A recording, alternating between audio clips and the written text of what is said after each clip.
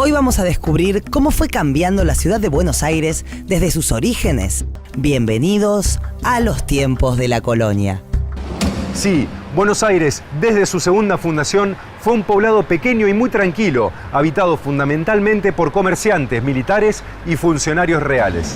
Recién unos 200 años más tarde, en el siglo XVIII, el panorama sería distinto. El cambio más importante de la ciudad fue a partir de una decisión que se tomó en España, en 1776, que cambió la jerarquía, la condición de Buenos Aires. ¿Recordás qué sucedió en esa fecha, Ernestina? A ver, una decisión que se tomó en España sobre Buenos Aires en 1776.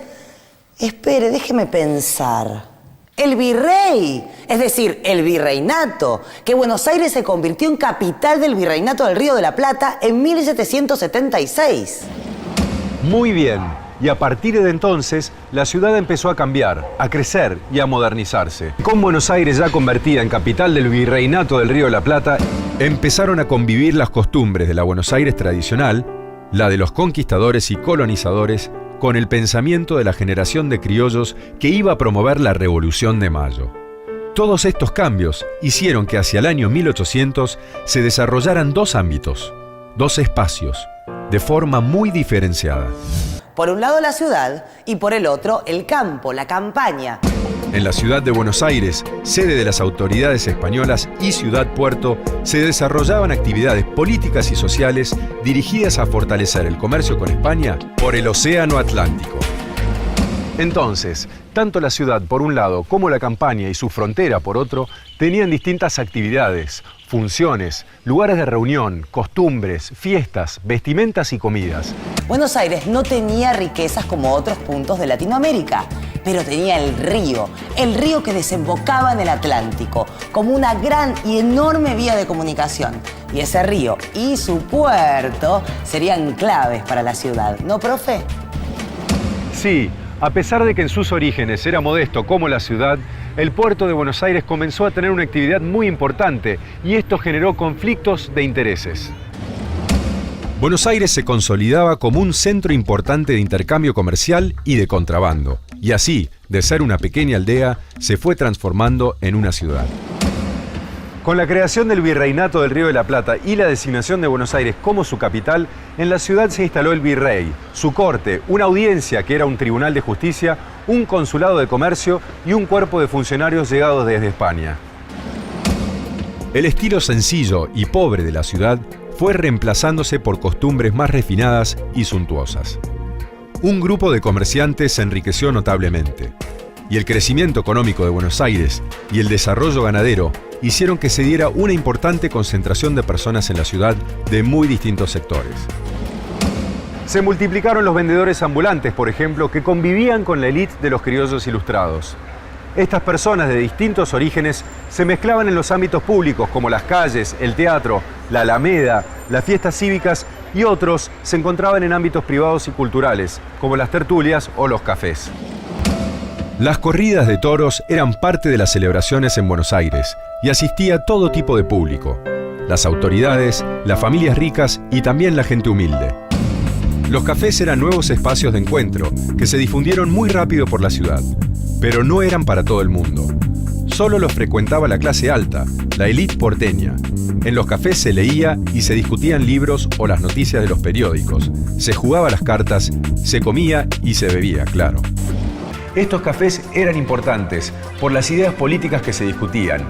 Y los diarios, bueno, en realidad eran periódicos o semanarios. El Telégrafo Mercantil fue el primer periódico de Buenos Aires y el otro semanario lo publicó Vieites, Hipólito Vieites. Las noticias de la agricultura y el comercio eran muy importantes ya en aquella época. Y un poco después, Manuel Belgrano publicó el Correo de Comercio. Todos esos periódicos y los libros de la época se leían mucho en los cafés. Otro de los entretenimientos públicos era el teatro, al que podía ir toda clase de público. Se mezclaban todos los sectores sociales. Al teatro de la ranchería o de la comedia iban criollos, negros, españoles. Separaban a los hombres de las mujeres en el interior. Las mujeres no podían ubicarse en la platea y tenían que ocupar los palcos. La Alameda era un paseo público frente al río con mucha actividad social. Durante el día iban las familias y a la tarde era un lugar de cortejos.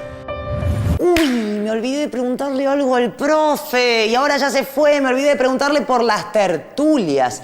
¿Y ahora cómo me arreglo? Bueno, sé que las tertulias eran reuniones sociales, sé que se hacían en las casas. Sí, y en una noche se podía participar de varias tertulias, yendo de casa en casa.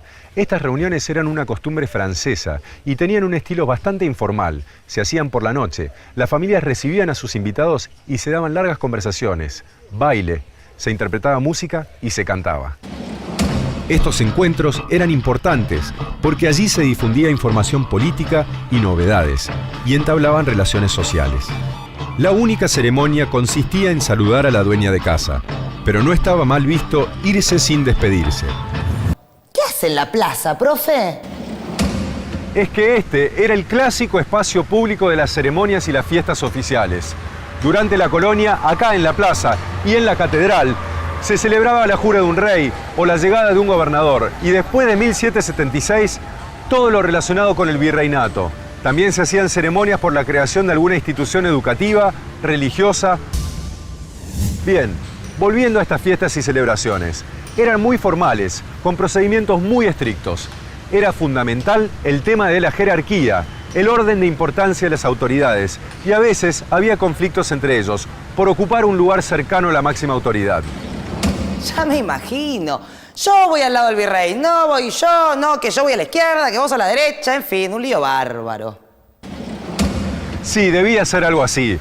Estos actos y fiestas incluían celebraciones religiosas, procesiones, salvas de cañones y, según el caso, fuegos artificiales, corridas de toros, danzas y representaciones en los teatros.